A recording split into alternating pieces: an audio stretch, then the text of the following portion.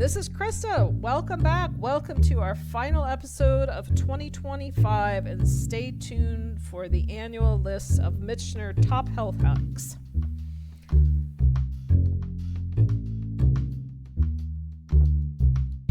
MadeToBeWhole is intended for informational purposes only. It's not intended to replace the advice or care of a licensed healthcare professional. Participating in this podcast does not constitute a provider-patient relationship with Krista Michener, AHP Integrative Health, or any of the guests featured on MadeToBeWhole. Krista Michener, AHP Integrative Health, and any featured guests aren't responsible for any losses, damages, or liabilities that may arise from use of information obtained in this podcast or associated materials. Please consult a healthcare professional for any health-related concerns that you are experiencing. So welcome back. As we did last year, I am going to review some of my family's favorite health discoveries from 2025 and talk about how they have benefited my family and give you some insight into how they might be beneficial to you. So I did a little informal survey. Not all family members are willing participants, but of those who are, here's what we got. So I asked my husband, and he said the Ionic foot bath. I've mentioned it a few times. You've got lower end and higher end models. I have both the Healife Co. one, which is a little over $100, and the AMD, which is a major difference, Ion Cleanse Solo, which is more expensive. Eric said, I don't know if it makes me feel better, but if I don't do it, I feel worse. And the things we noticed were worse for him when he fell out of the habit. He was much more likely to have headaches and muscle pain. So for him, alternating the foot bath and the sauna every other day have been really, really helpful. And as we talked about last week, routine is a big deal. So finding things that you can use and find a way to make them routine. What I noticed from the foot bath is that it does help my brain fog tremendously. If I do it regularly, I have less brain fog. If I slip and forget for a while and my head starts to feel funny, starts to feel heavy or fuzzy, or even I have increased anxiety, if I do the foot bath, it really, really does make a difference. I stick it under my desk, so I'm usually doing it while I'm doing other things. So it really doesn't take that much time. It's just making it a habit. My son Daniel has noticed that his sleep is worse if he doesn't do it routinely. So he is pretty diligent about it too. I asked my daughter Isabel, and she said her number one would be glutathione shots, which she gives herself because she has control issues. She doesn't want anyone else to give her a shot. And it's an IM shot, meaning it goes into the muscle. She said, quote, they hurt so bad, but I feel way better now that I started them. I feel more awake and I just have way more energy. Without it, there's this thin haze. And she noticed that she feels more like leaving the house and doing things. She's always been a bit introverted, but when you take introversion and add illness and fatigue to that, most of the time, if you say, hey, Isabel, we're going to go do X, do you want to come? She passes. But when she started the injections, she noticed a big difference. A little more about injections and how they can help. So what she actually gives herself, the reason it hurts is it's glutathione, but it also has vitamin C and zinc in it. It's a triimmune complex. There are several of us that do it a couple of times a week. I've become a big fan of injections and infusions. Infusions, which are IV nutrients, are great too. They're just a little less convenient, more time consuming, a little more costly. The injections, if you can toughen yourself up to do it yourself, it not only are going to save money, but it's just also super convenient. It doesn't take that much time. For our patients, we'll sometimes recommend injections if their nutrient testing indicates that they're really low on something that I know I can boost that way. We'll typically give an injection first in the office to see how they tolerate it, make sure there's not a negative reaction, but also to make sure they have benefits. We'll teach them how to do it. They're welcome to come back to the office for shots, but not everybody is near us. It takes time. There are a lot of people who we will train just to do it by themselves at home, and then we can help get those things ordered for you. Some things can be given as an injection, some things cannot. So your B vitamins, for example, they can all be given in an IV, but they can also be given as an injection. Glutathione can be given as an injection or an infusion.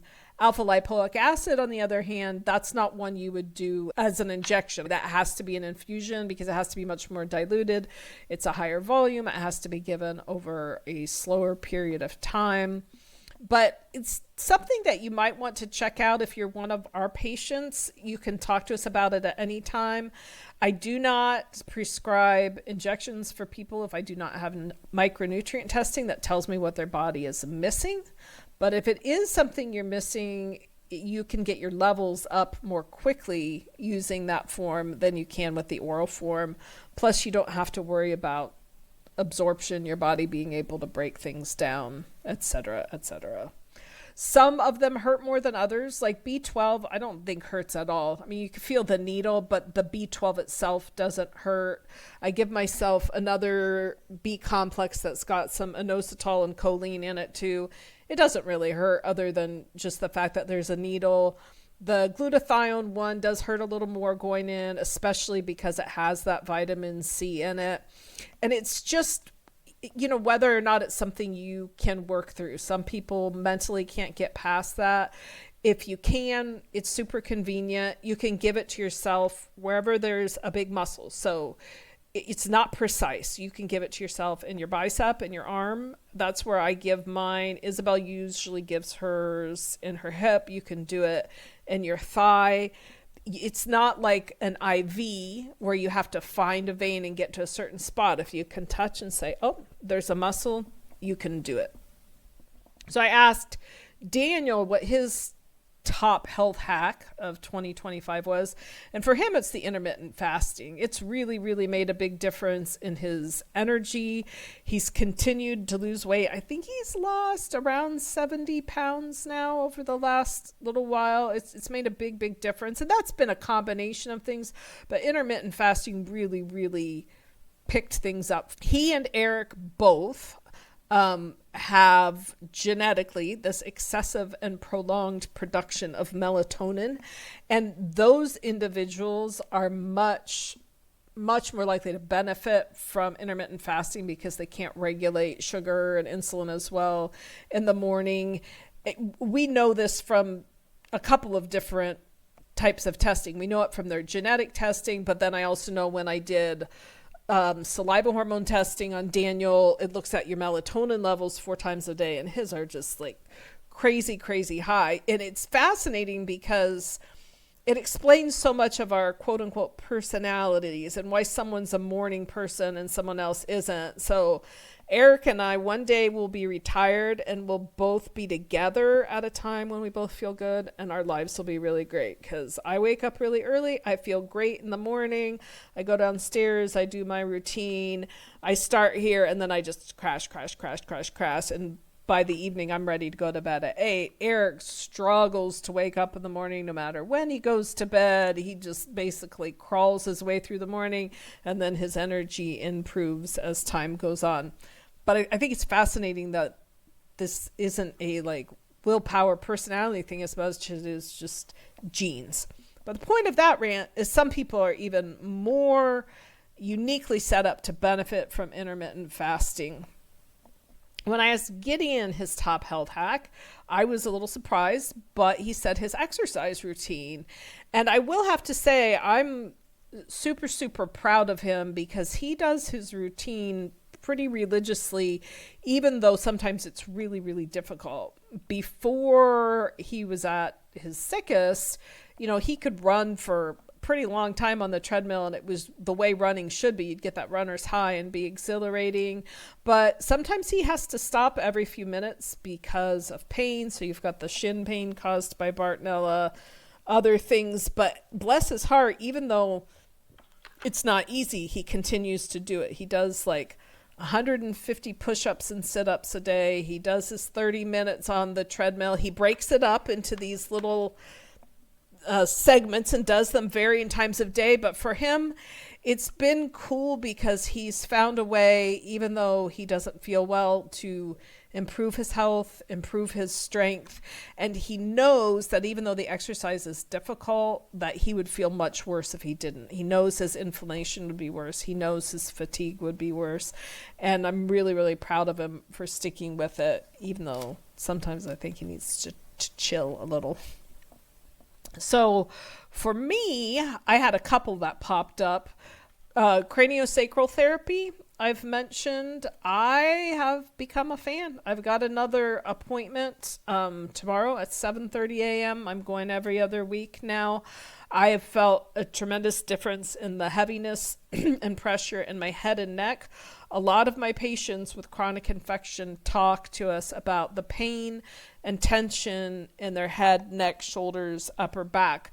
I strongly believe that for a lot of people that is lymphatic, because you have all this lymph embedded in there. You've got lymph swelling, lymph backup. It puts pressure on those muscles, so it feels muscular because it's tight, but for some people it really is lymph.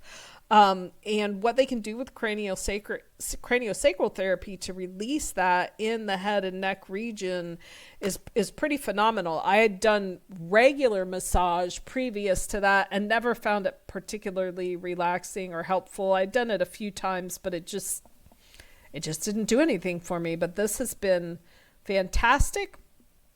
As I've mentioned before, I would just go online and search craniosacral therapy near me, and you can find someone who is trained in that modality. And for those of you that struggle with that head, neck, shoulder, upper back tension and pain and fullness, that could be super helpful.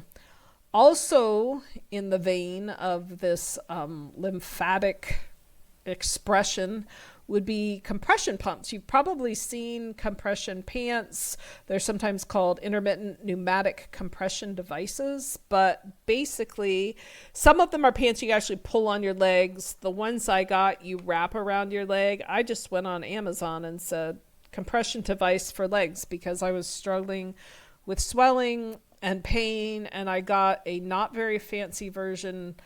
I love it. I absolutely love it. What I find fascinating about it is I know I struggle with some leg swelling, so I run mine for 45 minutes. I find it so deeply relaxing. I'm almost drooling on myself by the end of the 45 minutes. But the other thing I notice, because it's, working on squeezing your legs from the bottom up, squeezing your legs, getting that lymph moving, so then it's helping get everything back into the blood vessels and circulating. I find it so fascinating that by doing that, my head feels clearer and I feel like I have improved circulation to my brain. So it's super cool. There are a lot of spas and different places that you can use them. Like you can pay to use them for a session after your workout. I think these were a couple $100, but my leg swelling had become enough of an issue that I really needed to do something. And it's been a great little addition to my many, many toys and devices for my health. But I will say I use them all, even though I'm a crazy collector of health devices. Number 7, we talked about a lot on the podcast, but I'm going to bring it up again, and that would be plasmalogens. So if you want the down and dirty on plasmalogens, you can go back. We have a couple of other episodes, but the very basic concept is we have to have the right fats and types of fats for our nerves to be able to conduct, to repair themselves, for our cells to put themselves back together. Plasmalogens are depleted by disease and just by age. The prodrome scan is the test that can help us figure out what deficiencies we have. And there are some amazing now oral plasmalogen precursors we could use. It used to be it was just an IV option, but now they can be done orally.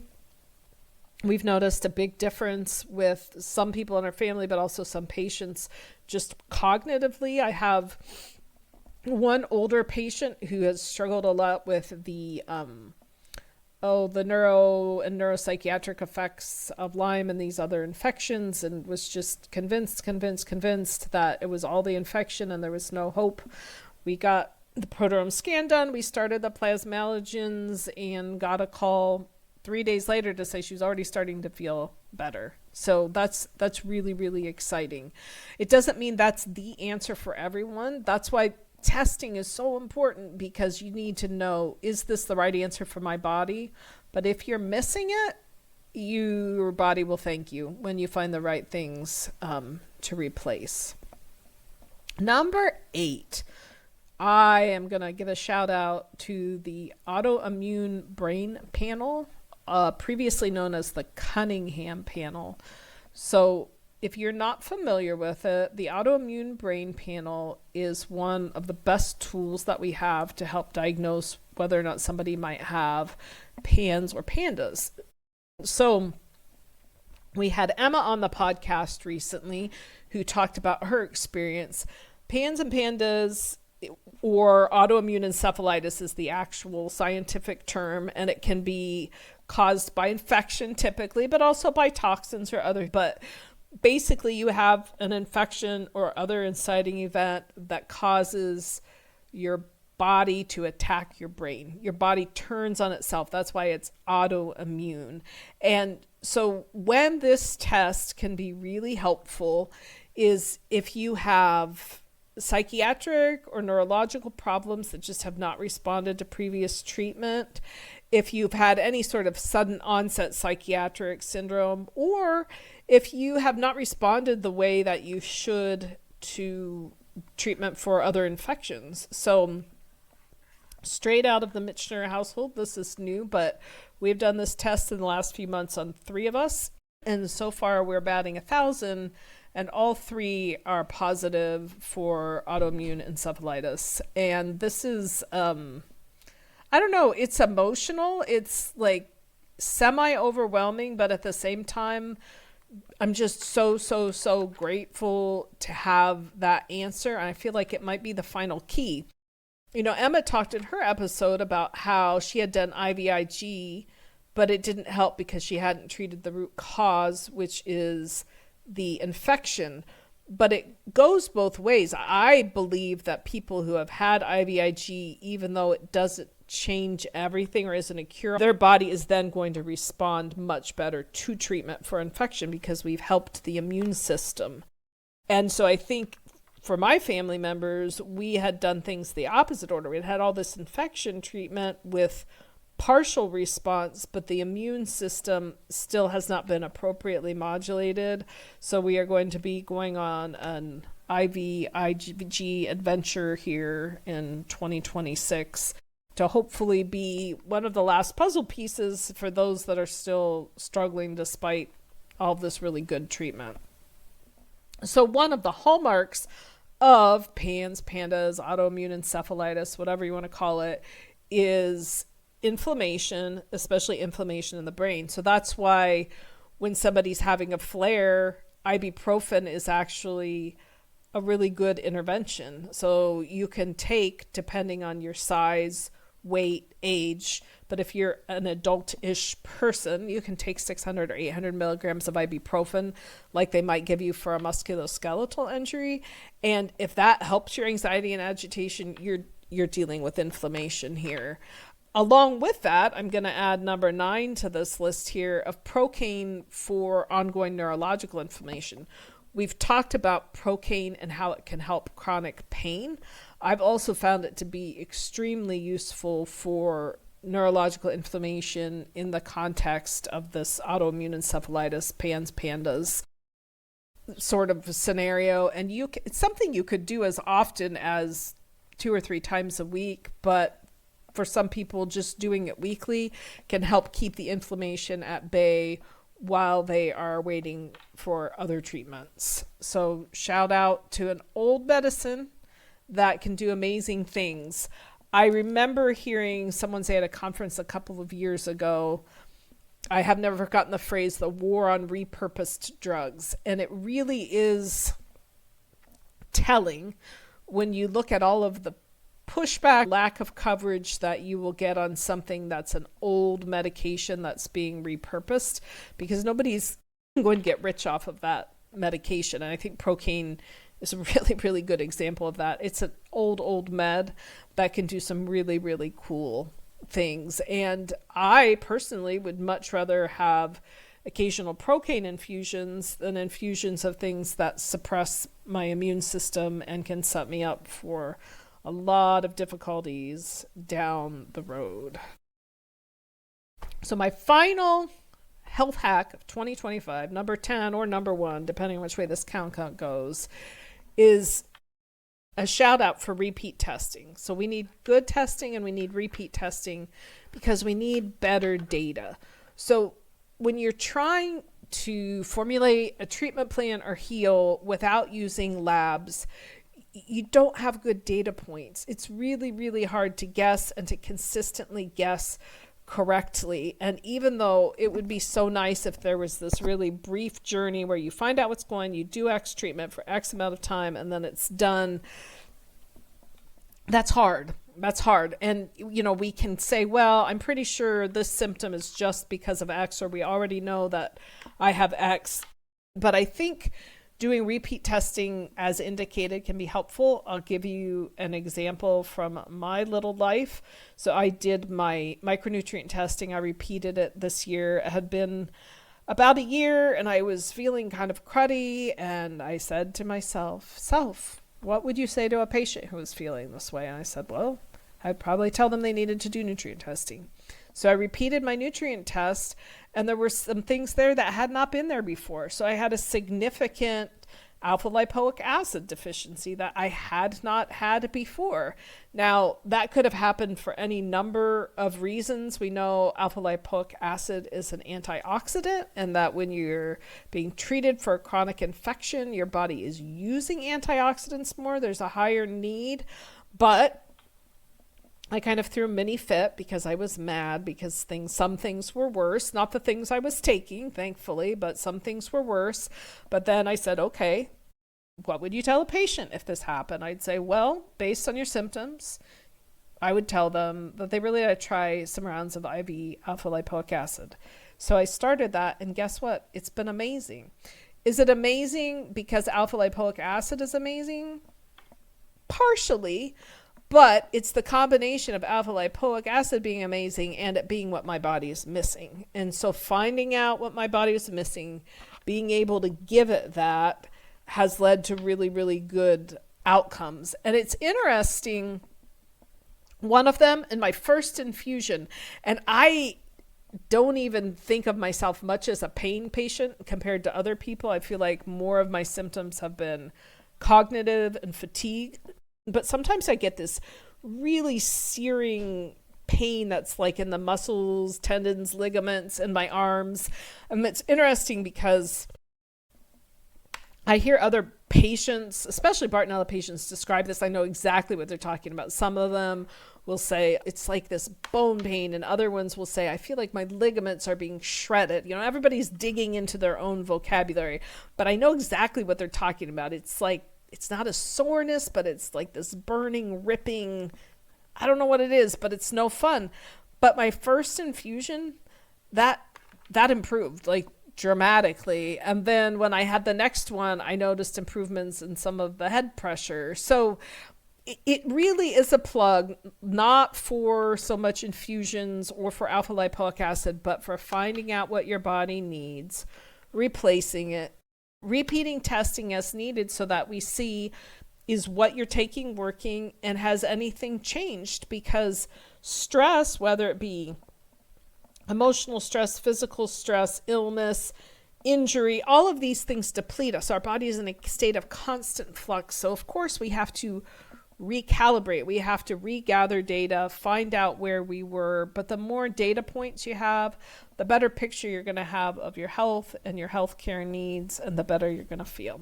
So in review, our health hacks, drumroll of 2025, are the Ionic foot bath, glutathione shout specifically for Isabel, but we're going to give a general shout out to nutrient injections and infusions, intermittent fasting from Daniel, exercise routine from Gideon. From Krista, you've got the craniosacral therapy and the compression pumps for the legs, plasmalogens, the autoimmune brain panel, procaine, and good testing / repeat testing for better data and better results. I look forward to talking to you next year and gathering our list for 2026.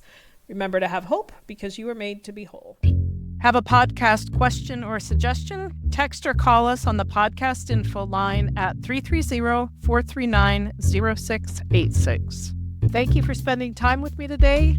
If you like what you hear, please subscribe to be notified when new episodes release. And remember, you were made to be whole.